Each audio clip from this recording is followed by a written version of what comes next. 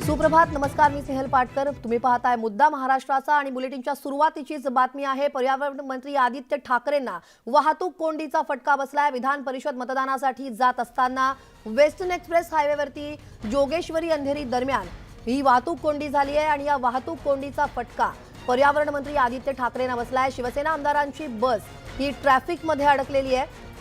विधान परिषद निवडणुकीच्या मतदानासाठी आदित्य ठाकरे हे आमदारांसोबत बसमधून प्रवास करतायत आणि ही बस या बसला या वाहतूक कोंडीचा फटका बसलाय.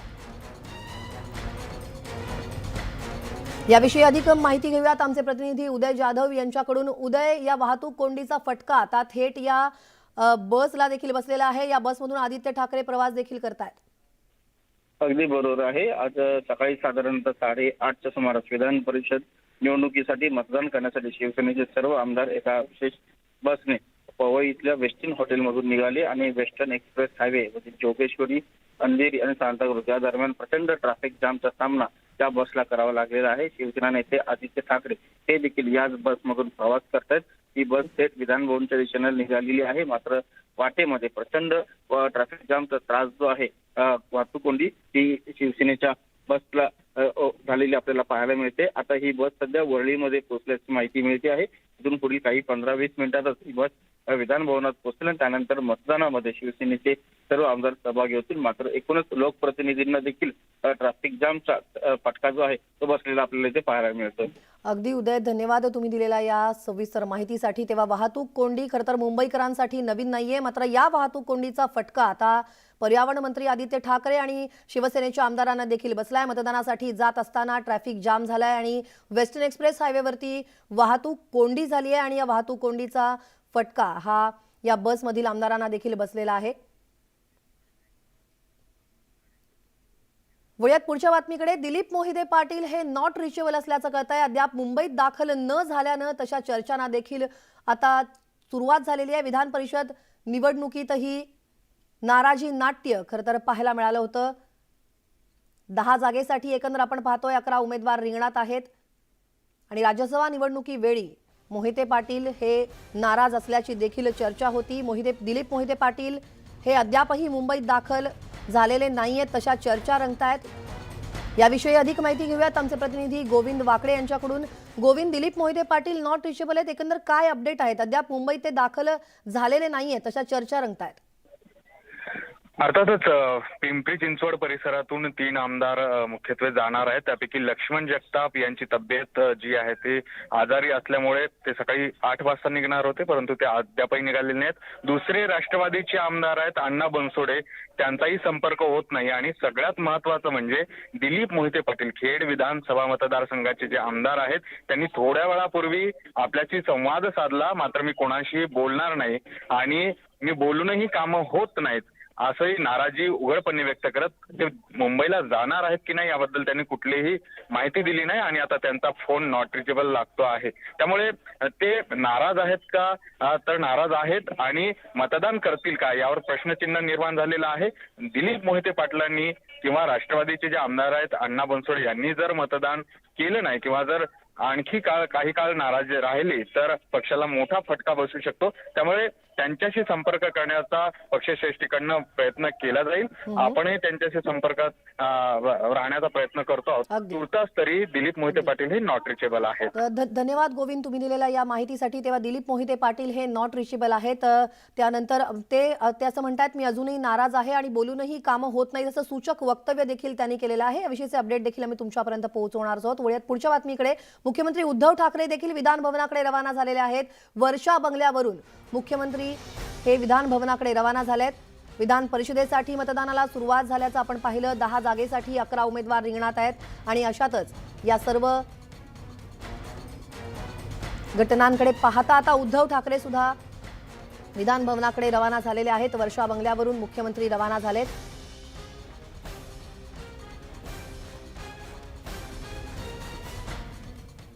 विधान परिषदेच्या निवडणुकीसाठी मतदान प्रक्रियेला सुरुवात झाली आहे आणि 10 जागांसाठी मतदान होत असून भाजप, शिवसेना, काँग्रेसचे आमदार हे विधान भवन परिसरात दाखल होत आहेत। गुप्त पद्धतीनं मतदानाला सुरुवात झाली आहे। मतदानाआधी सर्व पक्षांनी आपापल्या आमदारांसोबत बैठका घेतल्या आहेत, बैठका होत आहेत। तिकडे फडणवीसांच्या सूचनेनुसार एक भाजप आमदार आपला मतदानाचा हक्क बजावतोय।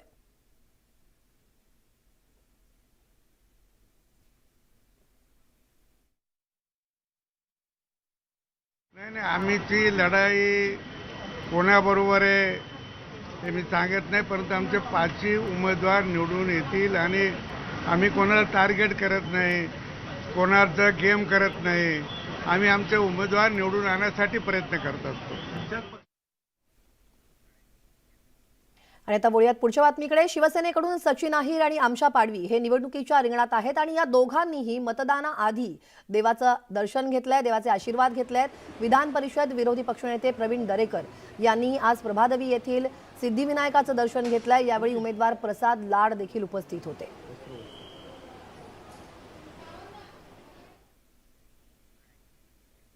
तर विविध राजकीय प्रतिक्रिया देखील येत आहेत। तर काँग्रेसचे प्रदेशाध्यक्ष नाना पटोलेंनी उमेदवार जिंकून येणार असा विश्वास व्यक्त केलाय। पाहूयात ते काय म्हणालेत। आजची निवडणूक जी आहे, ज्या लोकांचं थोड्या दिवसाच्या पहिले गर्व वाढला, त्याचा गर्व खाली होण्याचा दिवस आहे। महाविकास आघाडीचे 6ही उमेदवार बहुमताने निवडून येतील अशा पद्धतीची संख्याबळ महाविकास आघाडीजवळ आहे। महाविकास आघाडीच्या सगळ्या मताचं समीकरण झालेलं आहे आणि त्याच्यामुळे महाविकास आघाडीचा उद्धव ठाकरे साहेबांच्या नेतृत्वामध्ये विजय होणार आहे। 6ही उमेदवार बहुमताने निवडून येतील। आणि भाजप खासदार अनिल बोंडे यांनी विधान परिषद निवडणुकीच्या तोंडावरती एक ट्विट केलेलं आहे। या ट्विटमध्ये काळ आला होता भाऊ किंवा भाईवर, पण मुख्यमंत्री पद वाचवण्यासाठी बळी जाणार मिशीवाल्या मावळ्याचा। आता हा मिशीवाला मावळा कोण याची चर्चा रंगलेली आहे। भाजप खासदार अनिल बोंडे यांनी विधान परिषद निवडणुकीच्या तोंडावरती एक ट्विट केलंय। या ट्विटमध्ये त्यांनी असं म्हटलंय, काळ आला होता भाऊ किंवा भाईवर, पण मुख्यमंत्री पद वाचवण्यासाठी बळी जाणार मिशीवाल्या मावळ्याचा। या सूचक ट्विट नंतर हा मिशीवाला मावळा कोण याची चर्चा आता रंगली आहे। स्ट्रॅटेजी राज्यसभा निवडणुकीच्या वेळेला आखली होती, पण त्या स्ट्रॅटेजीवर देवेंद्रजींच्या स्ट्रॅटेजीने मात केली। आजही स्ट्रॅटेजी खूप आखली जाईल, देवेंद्रजींची स्ट्रॅटेजी त्याच्यावर मात करेल। जी अधिकच्या मतांची जी गरज आहे ते 5व्या उमेदवाराला मिळतील का? राज्यसभेला मिळाली, विधान परिषदेला मिळतील। सिक्रेट बॅलेटचा धोका कोणाला होईल, तुम्हाला का महाविकास आघाडीला? कारण महाविकास आघाडीचा एक उमेदवार पडेल, कुठल्या पक्षाचा मला माहित नाही। महाराष्ट्र सरकारचे जे 3 पक्ष आहेत, त्या 3 पक्षातल्या आमदारांमधली खतखत, त्यांचा असंतोष, सरकारविषयीची नाराजी, मंत्री भेटत नाहीत, मुख्यमंत्री भेटत नाहीत, आमदारांची कामं होत नाहीत, ही सगळी खतखत आणि सरकारविषयीचा असंतोष आजच्या या निवडणुकीमध्ये महाराष्ट्राला दिसेल। राज्यसभेच्या निवडणुकीच्या वेळेस देखील सरकारचे नेते म्हणत होते, अकेला देवेंद्र क्या करेगा, तर त्याही दिवशी दाखवून दिलं की अकेले देवेंद्रजीने क्या किया। आजही पूर्ण महाराष्ट्राला आणि देशाला कळेल की भारतीय जनता पार्टीच्या सगळ्या जागा या निवडून येतील। तेव्हा संग्राम थोपटे आणि अमित झनक यांनी सुद्धा विजयासाठीचा विश्वास व्यक्त केलेला आहे। त्यांच्याशी बातचीत केली आमचे प्रतिनिधी विनोद राठोड यांनी। विधान परिषदेच्या निवडणुकीला मतदान करण्यासाठी काँग्रेस पक्षाचे आमदार विधान भवनमध्ये पोहोचले आहे। आपल्यासोबत 2 आमदार आहेत, संग्राम थोपटेजी आणि अमित झनकजी।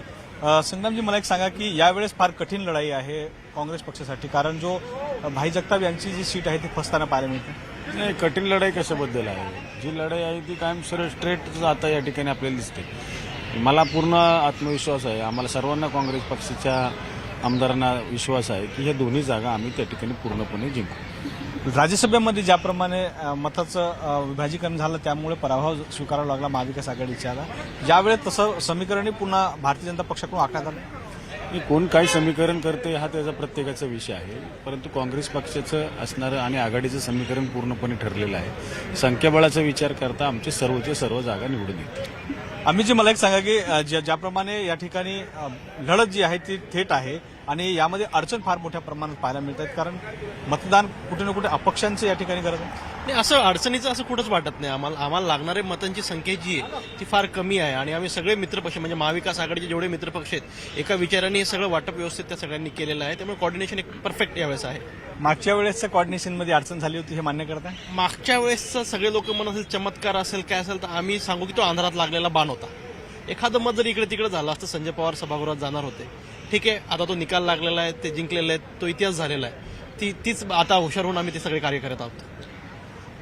सर, एक शेवटचा प्रश्न आहे की मताची क्रमवारी आणि पसंती पहिली कोणाला असणार, दुसरी कोणता? पसंती क्रमांक आमचा मान्य चंद्रकांत हांडोरे जे प्रथम क्रमांकाचे उमेदवार आहेत त्यांना पहिला पसंती आहे आणि 2 नंबरची पसंती आहे ती मान्य भाई जगतापांना आहे. धन्यवाद. व्हिडिओ जर्नलिस्ट प्रवीण पवारसह विनोद राठोड, न्यूज 18 लोकमत, मुंबई. आणि आता एक महत्वाची बातमी हाती येते. विधान परिषदेच्या 10 जागांसाठीचं हे मतदान सुरू आहे आणि आतापर्यंत 68 आमदारांनी मतदानाचा हक्क बजावलाय. दुपारी 4 वाजेपर्यंत मतदान करता येणार आहे. अत्यंत चुरशीची लढत या विधान परिषदेसाठी पाहायला मिळते. विधान भवनात मुख्यमंत्री उद्धव ठाकरे दाखल झालेले आहेत. विधान परिषदेसाठी एकीकडे मतदानाला सुरुवात झाली आहे. 10 जागांसाठी 11 उमेदवार रिंगणात आहेत. आतापर्यंत 68 आमदारांनी मतदान केलेलं आहे. दुपारी 4 वाजेपर्यंत मतदानाचा हक्क बजावता येणार आहे. आणि विधान भवनात मुख्यमंत्री उद्धव ठाकरेही दाखल झालेत.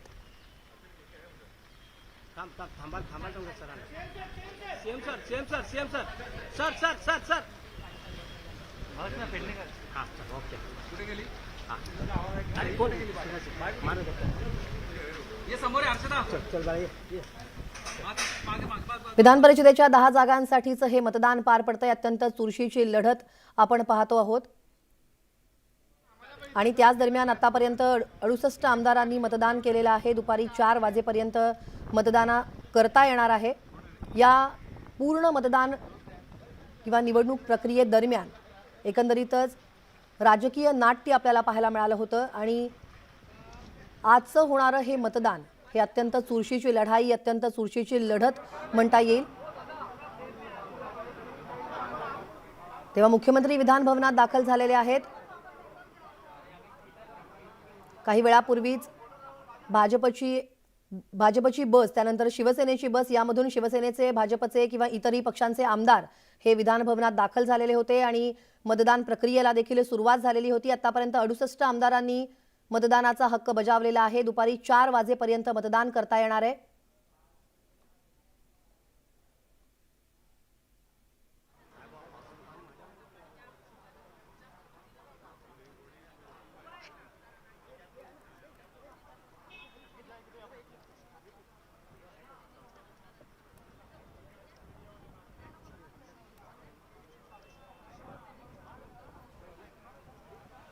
विधान परिषदेच्या निवडणुकीसाठी मतदान प्रक्रियेला एकीकडे सुरुवात झालेली आहे. 10 जागांसाठी हे मतदान होत आहे. भाजप, शिवसेना आणि काँग्रेसचे आमदार विधान भवन परिसरात दाखल झालेले होते. त्यानंतर मतदान प्रक्रियेला देखील सुरुवात झाली आणि गुप्त पद्धतीने मतदानाला सुरुवात झालेली आहे.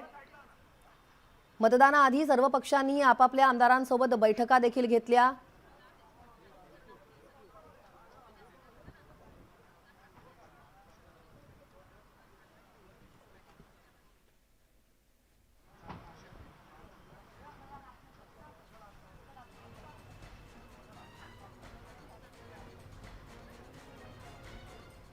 विधान परिषदेच्या मतदानासाठीची ही अत्यंत चुरशीची लढत आहे. आतापर्यंत 68 आमदारांनी मतदान केलंय.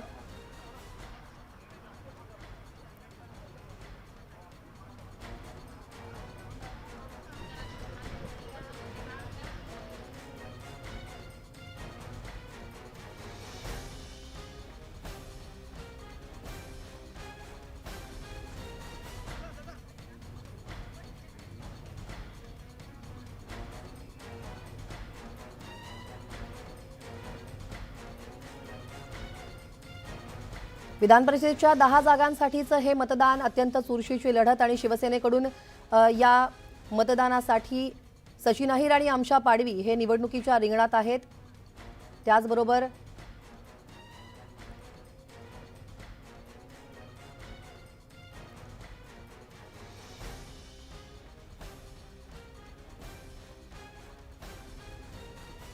दहा जागांसाठी 11 उमेदवार रिंगणात. अत्यंत महत्त्वाची अशी ही विधान परिषदेची निवडणूक आणि यासाठीचे जे सगळे अपडेट आहेत हे आम्ही तुमच्यापर्यंत पोहोचवणारच आहोत.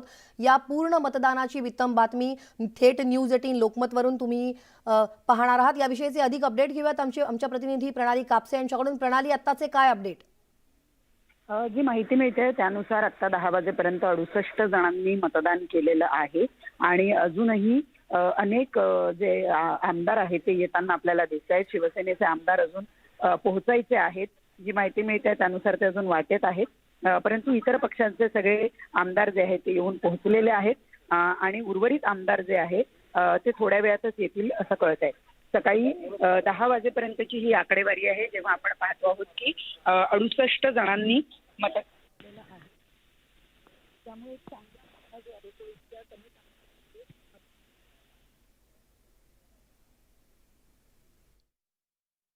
आणि आम्हाला निश्चितपणे खात्री आहे की विजय फक्त आमच्या दोघांचा नाही तर सर्व महाविकास आघाडीचा झाल्याशिवाय राहणार नाही.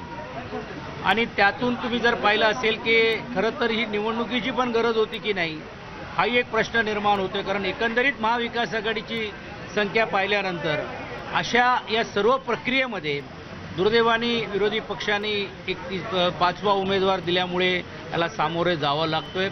महाराष्ट्रामध्ये एक नवीन संस्कृती राज्यसभेच्या निवडणुकीच्या माध्यमातून तुम्हाला आपल्याला पाहायला मिळालेलं. ते कशा पद्धतीने आहे काय याची मी बोलायची गरज नाही. आता ते सर्व लोकांना याची ख्याती झालेली आहे. पण आम्हाला निश्चितपणे खात्री आहे की त्याची पुनरावृत्ती आम्ही होऊ देणार नाही.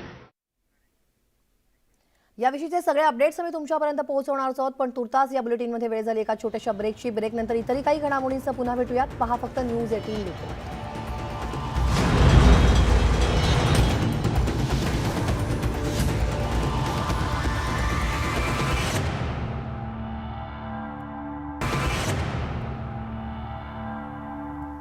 तेव्हा शिवसेनेचे आमदार विधानभवनात दाखल झालेले आहेत. शिवसेनेची बस ही विधानभवनात दाखल झाली आहे. काही वेळापूर्वी पर्यावरण मंत्री आदित्य ठाकरे हे ज्या बसमध्ये होते, ज्या शिवसेना आमदार ज्या बसमध्ये होते ती बस वाहतूक कोंडीत अडकली होती आणि आता ही बस विधानभवनात दाखल झाली आहे. शिवसेनेचे आमदार हे विधानभवनात दाखल झाले.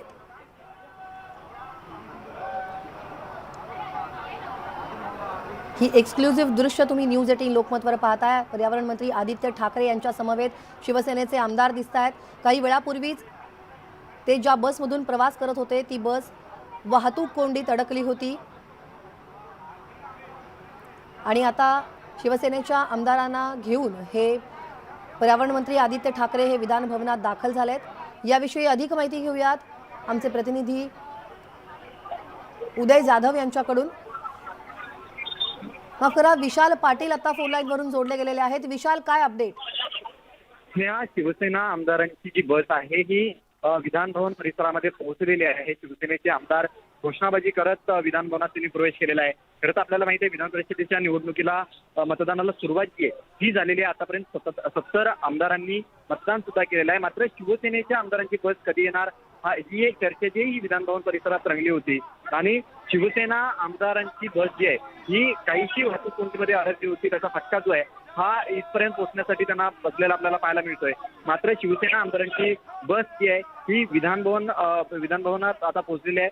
नंतर या आमदारांची एक बैठक होईल आणि बैठकीनंतर हे आमदार जे आहेत हे विधान परिषदेच्या निवडणुकीचं मतदान जे आहे हे करायला जातील. मात्र एकंदरीत जर आपण पाहायला गेलं तर शिवसेनेचे दोन्ही उमेदवार निवडून येतील अशा पद्धतीचा विश्वास जो आहे हा शिवसेना नेत्यांनी व्यक्त केलेला आहे. आणि शिवसेनेकडे जी अतिरिक्त मतं आहेत ही अतिरिक्त मतं आता कोणाच्या पारड्यात जातात याबाबत एक बैठक जी आहे ही विधानभवनात होईल. कारण का मुख्यमंत्री याआधीच पोहोचलेले आहेत आणि मुख्यमंत्री पोहोचल्यानंतर शिवसेना आमदारांची बस जी आहे ही विधानभवन परिसरात आलेली आहे. त्यामुळे मुख्यमंत्र्यांच्या समवेत शिवसेना आमदारांची बैठक होईल आणि जी अतिरिक्त मतं आहेत ती अतिरिक्त मतं नेमकी कोणाला द्यायची, रेफरन्स कोणाला पहिला द्यायचा याच्या बाबतीत एक बैठक जी आहे ती दिली जाईल आणि मुख्यमंत्री उद्धव ठाकरे जे आहेत ते आमदारांना थेट आदेश देतील आणि त्या आदेशाचं कशा पद्धतीनं पालन होतं ते पाहावं लागणार आहे. कारण का राज्यसभेच्या निवडणुकीच्या वेळेला जो महाविकास आघाडीला फटका बसला होता तो तसा फटका बसू नये याच्यासाठी संपूर्ण खबरदारी जी ही महाविकास आघाडीने घेतलेली आहे. त्यामुळे जे काँग्रेसला मतांचा कोटा कमी पडतोय तो कशा पद्धतीनं भरून निघतोय हे बघणं महत्वाचं आहे. कारण का ते यामध्ये सगळ्यात महत्वाची भूमिका जी आहे ती शिवसेनेचे आमदार निभावणार आहेत. त्यामुळे शिवसेना आमदारांची बस आता विधानभवन पोहोचलेली आहे. त्यामुळे आता विधान परिषदेच्या निवडणुकीच्या बाबतीत एक चर्चा जी आहे ही आता या ठिकाणी रंगू लागली आणि सर्वात महत्वाचं म्हणजे शिवसेने आमदार अतिरिक्त मतं ही कोणाला देणार याकडे आता सगळ्यांचं लक्ष आहे. स्नेहा. अगदी विशाल, विधान परिषद निवडणुकीमध्ये आपण पाहतोय जसं की 10 जागांसाठी 11 उमेदवार रिंगणात आहेत. काँग्रेसनं दुसरा उमेदवार मागे नाही घेतला. त्यामुळे महाविकास आघाडी विरुद्ध भाजप हा चुरशीचा सामना आता आपण सगळेच पाहतोय. हा सामना रंगणार असल्याचं दिसतंय आणि विधान परिषदेत भाजपनं 5 तर महाविकास आघाडीने एकूण 6 उमेदवार रिंगणात उतरवले आहेत. पण अतिरिक्त उमेदवाराला जिंकून आणण्यासाठी तसं पाहिलं तर दोन्ही पक्षांकडे पुरेसं संख्याबळ दिसत नाहीये. त्यामुळे या निवडणुकीत एकंदरीतच आपण रंगत असल्याचं पाहायला मिळतंय. स्नेहा, नक्कीच खरं तर ही रंगत आता अधिक वाढणार आहे. कारण का आपण जर आता पाहायला गेलं तर 70 पेक्षा अधिक आमदारांनी मतदान केलेलं आहे. शिवसेनेच्या आमदारांची महत्वाची भूमिका असणार आहे. कारण का ज्या पद्धतीनं शिवसेनेकडे जी अतिरिक्त मतं आहे त्यामुळे शिवसेनेच्या दोन्ही उमेदवारांना सद्यस्थितीला तरी धोका नाहीये. मात्र काँग्रेसला ज्या पद्धतीनं मतांचा कोटा जो कमी पडतोय तसंच जर पाहायला गेलं तर भाजपनं जो उमेदवार रिंगणात आणला, अतिरिक्त उमेदवार रिंगणात आणला त्यांनाही जवळपास 20 मतांचा कोटा जो आहे हा अपुरा पडतोय. अपक्ष आमदारांचा कोटा जर पकडला गेला तर भाजपला एक जवळपास 10 ते 12 मतं कमी पडतात. त्यामुळे ह्या मतांची जुळवाजुळव कशा पद्धतीनं भाजप करते हे पाहावं लागणार आहे. काही चमत्कार आज पाहायला मिळतो का याकडे सुद्धा सगळ्यांचं लक्ष आहे. मात्र आज कुठल्याही प्रकारचा चमत्कार होणार नाही आणि भाजपचा जो गर्व आहे हा गर्व खाली करण्याचा दिवस आहे अशा पद्धतीची प्रतिक्रिया जी ही नाना पटोलेंनी दिली आहे. त्यामुळे काँग्रेसचे उमेदवार निवडून येतील अशा पद्धतीनं वक्तव्य जे आहे ते नाना पटोलेंनी केलंय. मात्र हा खरा सामना जर आपण पाहायचं झालं तर भाजप विरुद्ध महाविकास आघाडी असाचा सामना होणार आहे. याच्यामध्ये आता पाहावं लागेल जी अतिरिक्त मतं आहेत ही कशा पद्धतीनं काँग्रेसला मिळतात किंवा जी अतिरिक्त मतं आहेत जर ही अतिरिक्त मतं भाजपनं स्वतःकडे वळवण्यात यश मिळवलं तर राज्यसभेच्या निवडणुकीत काही पुनरावृत्ती जी आहे ती पुन्हा आज होते का याकडे सुद्धा सगळ्यांचं लक्ष आहे. आणि सगळ्यात महत्वाचं म्हणजे काँग्रेसनं पूर्ण ताकद जी आहे ही पणाला लावली आणि या विधान परिषदेच्या निवडणुकीमध्ये जे अपक्ष आमदार आहेत यांची सगळ्यात महत्वाची भूमिका असणार आहे. कारण का अपक्ष आमदारांची काहीशी नाराजी आहे ही कालपर्यंत आपल्याला पाहायला मिळाली होती. शिवसेनेत सुद्धा काहीशी नाराजी आहे ही आपल्याला पाहायला मिळाली होती. या नाराजीचा फायदा कुठेतरी भाजपला आज होतो का याकडे सुद्धा सगळ्यांचं लक्ष आहे. त्यामुळे एकंदरीत जर आता पाहायला गेलं तर विधान परिषदेची निवडणूक जी आहे ही आता जर आपण पाहायला गेलं तर 70 पेक्षा अधिक आमदारांनी मतदान केलेलं आहे आणि जसं वेळ जाईल तशी ही निवडणूक जी आहे ही अधिक या निवडणुकीची रंगत जी वाढताना आपल्याला पाहायला मिळणार आहे. अगदी धन्यवाद विशाल, तुम्ही दिलेल्या या सविस्तर माहितीसाठी. या सगळ्या घडामोडींचे अपडेट्स आम्ही तुमच्याकडून दिवसभरात घेतच राहणार आहोत. तुर्तास धन्यवाद. आणि आता आपण पाहूयात देवेंद्र फडणवीसांनी आमदारांना मार्गदर्शन केलेलं आहे त्या संदर्भातले सुद्धा काही दृश्य आपण पाहूयात.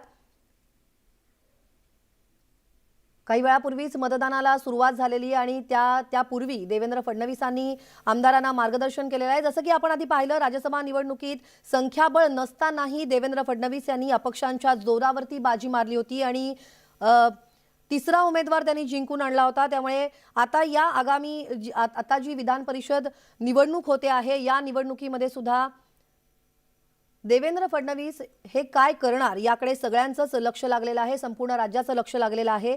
याच पार्श्वभूमीवरती विधान परिषद निवडणूक कशी होतीये हे याकडे सुद्धा सगळ्यांचं लक्ष लागलंय. याविषयी अधिक माहिती घेऊयात आमचे प्रतिनिधी तुषार उपनवर यांच्याकडून. तुषार, काय अपडेट? देवेंद्र फडणवीस यांनी मतदानाला जाण्याआधी आमदारांना मार्गदर्शन केलंय. विधान परिषद निवडणुकीमध्ये प्रत्येक मत हे महत्वाचं मत आहे. त्यामुळे स्वतः देवेंद्र फडणवीस सकाळी 8 वाजेपासून भाजपाच्या पक्ष कार्यालयामध्ये बसून आहेत आणि प्रत्येक भाजपा आमदारांनी मतदान करण्यापूर्वी त्यांना देवेंद्र फडणवीस पसंतीचा क्रम कसा असावा, मत कसं करावा हे सांगताना पाहायला मिळतात. गेल्या 2 दिवस भाजपा आमदारांची रिहर्सल सुरू होती. मात्र शेवटच्या क्षणी देखील भाजपाचं नेतृत्व प्रत्येक मत हे किती महत्वाचं आहे त्या यामधून आपल्याला पाहायला मिळते आणि स्वतः देवेंद्र फडणवीस प्रत्येक आमदाराला जाण्यापूर्वी कसं मतदान करावं, पसंतीचा क्रम काय असावा हे सांगताना आपल्याला पाहायला मिळतंय. तुषार, जर आपण पाहिलं तर या आधीचे जे विधान परिषद निवडणुका झालेल्या आहेत त्यातली एक निवडणूक सुद्धा अशीच अत्यंत अशी चुरस होती, अटीतटीची होती, ज्यामध्ये विलासराव देशमुख विधान परिषद निवडणुकीत फक्त अर्ध्या मतानं पराभूत झाले होते आणि पुढे जाऊन ते मुख्यमंत्री देखील बनले होते. तर ही जी सगळे ठोकताळे आहेत, या ज्या सगळ्या गोष्टी आहेत, तर त्याच तशाच काहीशा राजकीय किंवा नाट्यमय ज्या घडामोडी आहेत त्या राज्यसभेच्या निवडणुकीत आपल्याला बघायला मिळाल्या होत्या आणि तशीच काहीशी ही सुद्धा निवडणूक चुरशीची आणि रंगतदार होतीये. अर्थात आपण जर पाहिलं असेल तर राज्यसभा निवडणूक जितकी चुरशीची झाली होती त्याचप्रमाणे विधान परिषद निवडणूक देखील आपल्याला अधिक चुरशीची होताना पाहायला मिळणार आहे. राज्यसभा निवडणुकीमध्ये भाजपाला अतिरिक्त 11 मतं मिळाली होती, मात्र विधान परिषद निवडणुकीमध्ये भाजपाला 11 पेक्षा जास्त मतांची आवश्यकता आहे. त्यामुळे स्वपक्षातून देखील या ठिकाणी कोणतंही मत फुटू नये, स्वपक्षातून कोणतंही मत बाद होऊ नये याची संपूर्ण खबरदारी स्वतः या ठिकाणी भाजपचं नेतृत्व घेताना पाहायला मिळते. त्यामुळे प्रत्येक मतदान असेल, प्रत्येक मत असेल, हे किती मोलाचं आहे ते आपल्याला यामधून पाहायला मिळते. आणि स्वतः देवेंद्र फडणवीस आपल्या सर्व आमदारांना मार्गदर्शन करतात. सर्व आमदारांना मतदानापूर्वी त्यांची जी डमी मतपत्रिका आहे त्या माध्यमातून त्यांना कसं मत करावं, कसा पसंतीचा क्रम असावा ते पाहायला मिळतं. कारण की आज जरी तुषार, आपण पाहिलं देवेंद्र फडणवीसांचं आमदारांना मार्गदर्शन होत आहे, आमदारांना मार्गदर्शन मिळत आहे. कोणतीही चूक घडू नये, कोणताही दगाफटका घडू नये म्हणून देवेंद्र फडणवीस स्वतः या ठिकाणी उपस्थित आहेत आणि ते आमदारांना मार्गदर्शन करतायत. निवडणूक या संपूर्ण निवडणूक प्रक्रियेमध्ये ते स्वतः जातीने लक्ष घालतायत. मतदानाला जाण्याआधी ते आमदारांना मार्गदर्शन करताना दिसत आहेत. तुषार, या सगळ्याचे अपडेट्स आम्ही तुमच्याकडून घेतच राहणार आहोत. तुर्तास धन्यवाद. आणि या बातम्यांसोबतच या बुलेटिनमध्ये वेळ झाली एका छोट्याशा ब्रेकची. ब्रेकनंतर इतर काही घडामोडींचा पुन्हा भेटूयात. पहा मुद्दा महाराष्ट्राचा.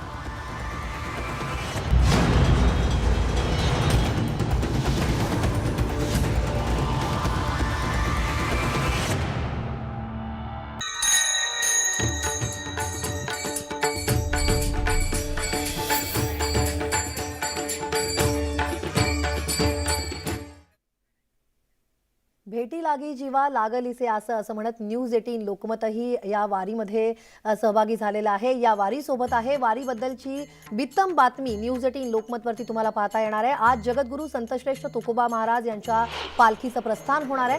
पहाटे काकड आरतीनंतर विठ्ठल रखुमाईची महापूजा करण्यात आली आहे. मंदिरातही आकर्षक फुलांची सजावट करण्यात आली आहे. देहू मंदिराभोवती कडेकोट सुरक्षा ठेवण्यात येणार आहे. यंदा तुकोबांच्या पालखी सोहळ्यात 329 दिंड्या या सहभागी होणार आहेत. यंदा तुकोबांची पालखी पुणे आणि इंदापूरमध्ये 2 दिवसांच्या मुक्कामी असेल. तर पायी प्रवास पूर्ण करून पालखी 9 जुलैला पंढरपूरमध्ये पोहोचणार आहे.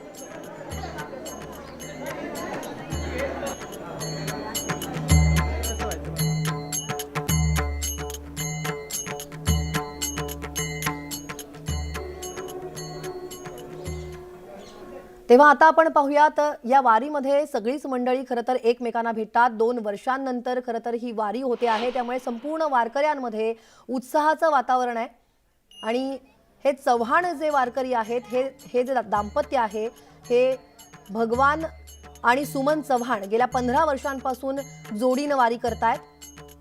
आम्ही देखील जाणून घेतलंय की वारीच्या निमित्तानं या जोडीनं त्यांची वाटचाल कशी केलेली आहे, त्यांची वाटचाल कशी राहिलेली आहे, त्यांचा अनुभव काय आहे, त्यांच्याशी संवाद साधलाय आमचे प्रतिनिधी विशाल परदेशी यांनी.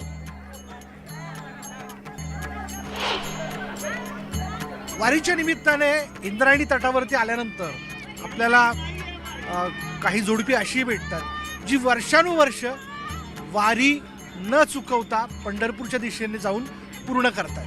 काही मंडळी पंढरपूरवरनं देहूमध्ये येतात आणि देहूपासून पंढरपूरपर्यंत वारी करत जातात.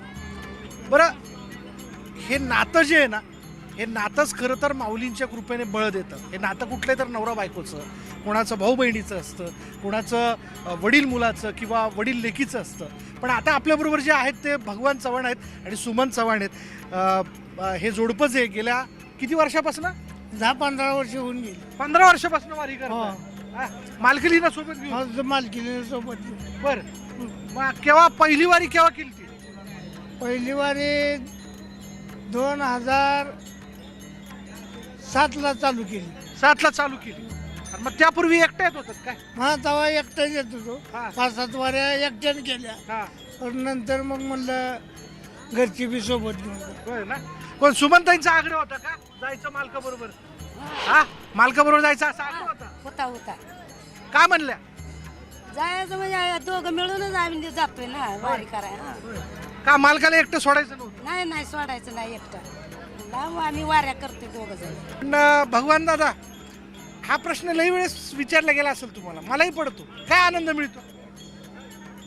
खूप म्हणजे वारकरीचे संप्रदायामध्ये आहे, जेवढं आपल्याला बघायला मिळतं तेवढं जगात पुन्हा बघायला मिळत नाही. हे पण सगळ्यांना प्रेरणा देणारं आणि नातं कशा पद्धतीने घट्ट ठेवावं या सगळ्या वारीच्या प्रवासात त्यातलं सातत्य कसं राखावं हे सांगणारं हे खास वारकरी दाम्पत्य आपल्याला भेटलं. आणि या प्रवासात अशाच पद्धतीने लोक आपल्याला भेटीला की जेव्हामध्ये भेटत जाणार आहेत, जे आपल्यासमोर व्यक्त होतील. व्हिडिओ जर्नलिस्ट गणेश काळेचा, विशाल परदेशी, न्यूज 18 लोकमत, इंद्रायणी तट, देहू. आणि संत गाडगे बाबा यांच्या प्रतिकात्मक रूपात बाबा देहूच्या इंद्रायणी तीरावरती अवतरले. पाऊस लवकर पडावा यासाठी आरोळी त्यांनी दिली आहे आणि त्यानंतर पांडुरंगाला पावसासाठी साकडं देखील घातलंय.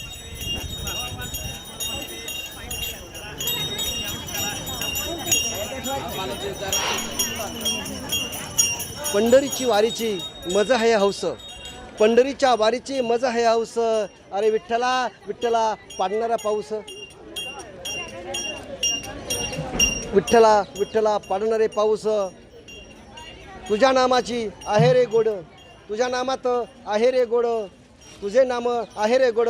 पावसाने बघ कशी धरली ओढ, पावसासाठी आसोसल ही धरणी, पावसासाठी आसोसल ही धरणी. सांग ना देवा विठ्ठला कशी करू पेरणी, कशी निर्माण होईल धान्याची रास.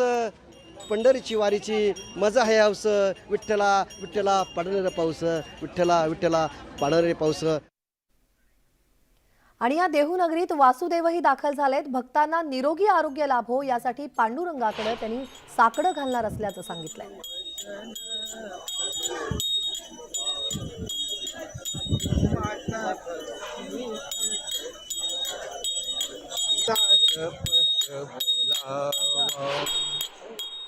संत तुकाराम महाराज यांच्या पालखी सोहळ्यामध्ये अनेक जण वेगवेगळ्या पद्धतीने पांडुरंगाची सेवा करत असतात. मात्र आता आपण पाहायला गेलं या पालखी सोहळ्यामध्ये जे मुख्य भूमिका बघायला गेली तर वासुदेवाची असते. हे वासुदेव आता राज्याच्या कानाकोपऱ्यातून आलेले, एक उस्मानाबादवरनं आले तर एक काष्टीवरनं आलेले. आपण त्यांच्याशी चर्चा करणार आहोत की नेमकं पांडुरंगाला त्यांनी काय साकडं घातलेलं आहे आणि जे लोक भक्तिभावाने यांच्या पाया पडतात काय त्यांच्या भावना असतात. काय सांगताल तुम्ही, काय पांडुरंगाला साकडं? पांडुरंगाला सांगतो आम्ही रोगराई येऊ नये, पाऊस पाणी आणि भरपूर व्हावा. माऊलीला नमस्कार आमचा, तुकाराम महाराजाला नमस्कार आमचा करून आम्ही त्यांना वंदन करतो. गेली 2 वर्ष झालं कोरोनाचं संकट होतं, पायी पालखी सोहळा झाला नव्हता. मात्र आता कसं वाटतं? आता आनंद वाटायला लागला आम्हाला. पालखी निघून आले ही भारी आम्हाला वाटतं.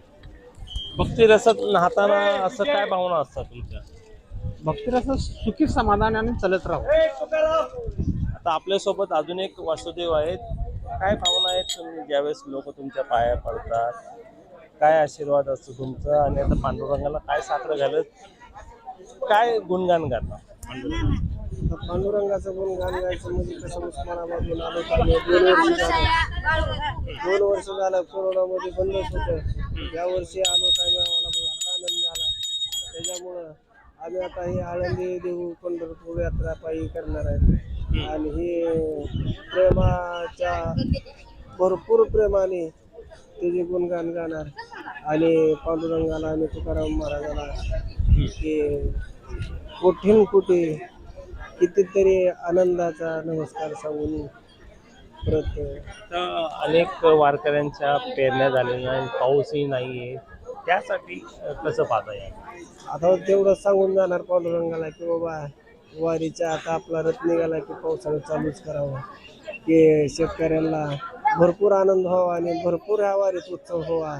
घरी गेल्यानंतर शेतकरी एकदम खुशीतच राहावा आणि वासुदेवाला परंपरेत असं दान भरपूरच होत चालावं.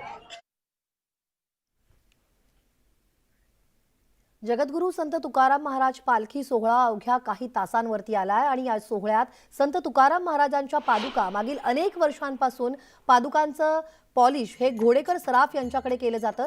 घोडेकर सराफांची ही आत्ताची 7वी पिढी आहे। काय आहे त्यांची परंपरा जाणून घेऊयात। घोडेकर सराफ यांच्याशी बातचीत केली आहे आमचे प्रतिनिधी गणेश दुडम यांनी।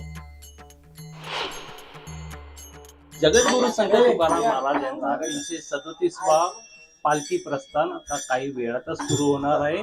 मात्र या पालखी पादुकाचं जे पॉलिशिंगचं जे काम आहे ते घोडेकर सराफ हे देऊ मध्ये करत असतात।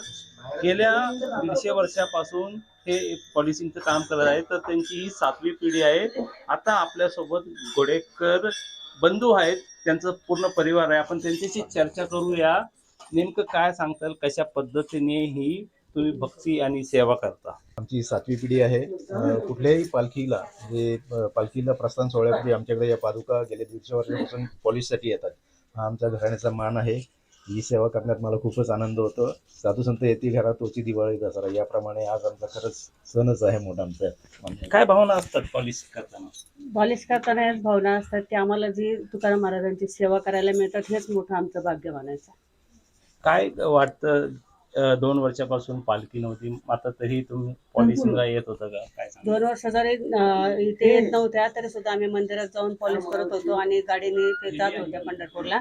तर आता यावेळेस 2 वर्षांनी येते, त्यामुळे खूपच लोकांना आनंदोत्सव झालेला आहे। दरवर्षी प्रमाण 300 वर्ष झालं ते पॉलिशिंगचं काम करत आहे। गणेश दुडम, लोकमत। संत तुकाराम महाराजांच्या भेटीची आस घेऊन अनेक वारकरी हे देहूत दाखल झालेत। भाविकांनी दर्शनासाठी मोठी रांग देखील भाविकांची लागली आहे। मुख्य मंदिरापासून ते देहूच्या शिवाजी चौकापर्यंत ही रांग लागली आहे। याच ठिकाणाहून आढावा घेतलाय आमचे प्रतिनिधी गणेश दुडम यांनी। पांडुरंगाची आस मनी घेऊन आज राज्याच्या कानाकोपऱ्यातून वारकरी हे देहूमध्ये दाखल झालेले आहेत। आपण पाहू शकता कशा प्रकारे हे संपूर्ण वारकरी इथं उभे राहिलेले आहेत। देऊच्या मुख्य मंदिरापासून तर शिवाजी चौक येथे इथपर्यंत मोठी ही रांग लागलेली आहे। दर्शनासाठी ही दर्शन बारी आहे। मात्र काही वारकरी जे इथं आलेले आहेत, पाऊस न झाल्यामुळे त्यांच्या पेरण्या बाकी आहेत, परंतु आता पांडुरंगाला ते साकडं घालायला आले आहेत की पाऊस कधी येणार। आता आपल्या सोबत काही वारकरी आहेत, आपण त्याच्याशी चर्चा करूया। काय सांगणार माऊली, कुठून आलात आणि पेरण्या झाल्यात का? पेरण्या झाल्या नाही, आम्ही जालना जिल्ह्याला आमचं गाव मांडवा आहे, बदनापूर तालुक्यातून। जालना पेरण्या झाल्या नाही, साकडं घालायला आणि पाऊस पाणी मागणी करण्यासाठी देवाला सांगायसाठी आलो। कुठून आला माऊली? पंढरपूर आलो। पंढरपूरवरून आला। पण ही जी वारी पाहायला गेलं तर देवावरनं पंढरपूरला जाते, मात्र तुम्ही पंढरपूरवरनं तुकाराम महाराजांच्या दर्शनाला आला? पंढरपूर तुकाराम महाराज दर्शन आलो। किती वर्ष झालं तुम्ही वारी करता? 5 वर्ष झाली वारी करते, 2 वर्ष लॉक होतं। आम्ही आमचा ऑप्शन आम्ही निघालो। मग ज्यावेळेस लॉकडाऊन होतं त्यावेळेस काय केलं? काय त्याची शेती वैजनकारी दुसऱ्या पाहिजे। हे होते भाविक भक्त, राज्याच्या कानाकोपऱ्यातून आले होते। मात्र तुकाराम महाराजांची आस यांच्या मनी आहे, परंतु पावसाने जरी दडी मारली असेल तरी तुकाराम महाराजांना आता हे साकडं घालणार आहेत की लवकरात लवकर पाऊस पडू। गणेश दुडम, न्यूज 18 लोकमत, देहू। जगद्गुरू संत तुकाराम महाराजांचा पालखी सोहळा आज प्रस्थान ठेवेल, तर तिकडे आळंदीत देखील माऊलींच्या पालखी सोहळ्यात सहभागी होण्याकरता लाखो वारकरी दाखल झालेले आहेत। वारकऱ्यांच्या मांदियाळीत इंद्रायणी घाट असा फुलून गेलाय। आज तुकोबांच्या पालखीचं प्रस्थान होणार आहे आणि याच घाटावरून पालखी सोहळ्याचा आढावा घेतलाय आमचे प्रतिनिधी गोविंद वाकडे यांनी।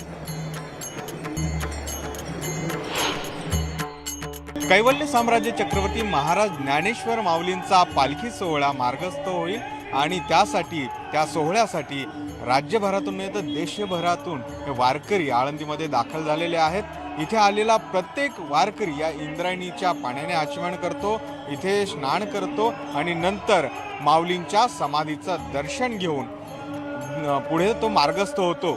आलेली प्रत्येक दिंडी सुद्धा याच मार्गावरनं मार्गक्रमण करते, नगर प्रदक्षिणा करते आणि मग रांगेला लागते। आपण बघतो की कशा सुंदर पद्धतीने हा इंद्रायणीचा काठ फुलला आहे आणि याच काठावर अत्यंत अनेक तपस्वी जे आहेत त्यांच्या समाध्या आहेत। स्वानंद सुखनिवासी जोग महाराज यांची देखील समाधी याच ठिकाणी आहे आणि याच इंद्रायणीच्या तीरावर माऊलींनी समाधी घेतलेली आहे, संजीवन समाधी घेतलेली आहे। त्यामुळे बघतो की सगळं वातावरण जे आहे ते भारावलेलं आहे, सगळीकडे हरिनामाचा गजर सुरू आहे आणि याच आनंदाच्या वातावरणात उत्साहात प्रत्येक वारकरी आता पंढरीच्या दिशेने प्रस्थान ठेवणार आहे। पुढे जर्नलिस्ट गणेश कदमसह गोविंद वाकडे, न्यूज 18 लोकमत, आळंदी। संत तुकाराम महाराज यांच्या 337व्या पालखी सोहळ्याची जय्यत तयारी देहू देवस्थाननं केली आहे। पहाटे 5 वाजता अभिषेक आणि महापूजा करून पांडुरंगाची आरती देहू संस्थान अध्यक्ष नितीन महाराज मोरे, सोहळा प्रमुख माणिक महाराज मोरे, संतोष महाराज मोरे यांच्या हस्ते करण्यात आली आणि यावेळी विठ्ठल रुक्मिणीचं सुंदर मनमोहक रूप दिसत होतं।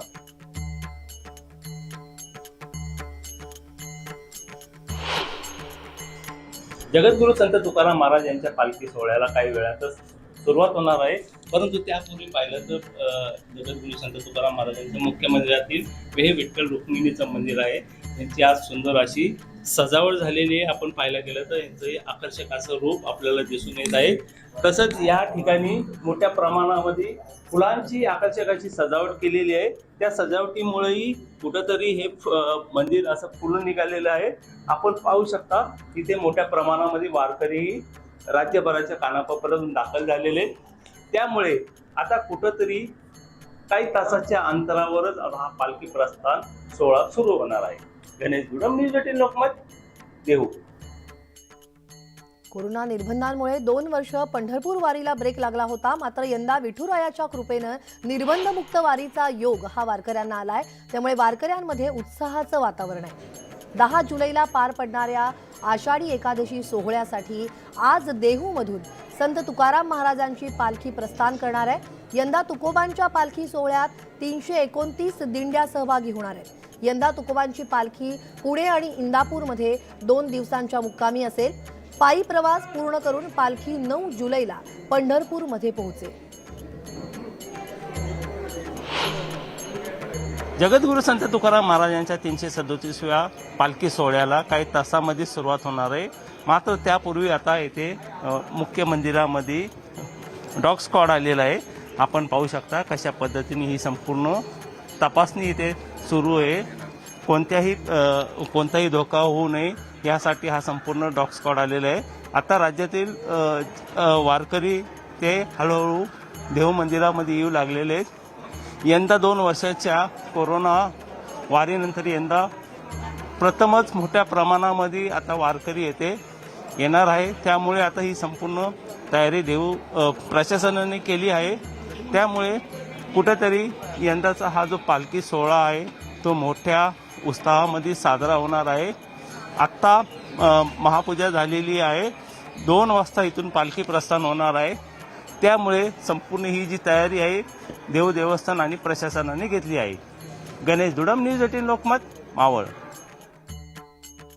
धारावी पोलीस स्टेशनमधील वरिष्ठ पोलीस निरीक्षक विजय कांदळगावकर यांचा कीर्तन करतानाचा एक व्हिडिओ व्हायरल होतोय। पोलीस वर्दीतला हा त्यांचा व्हिडिओ सध्या चांगलाच व्हायरल झालाय आणि चर्चेचा देखील ठरतोय। पाहूयात।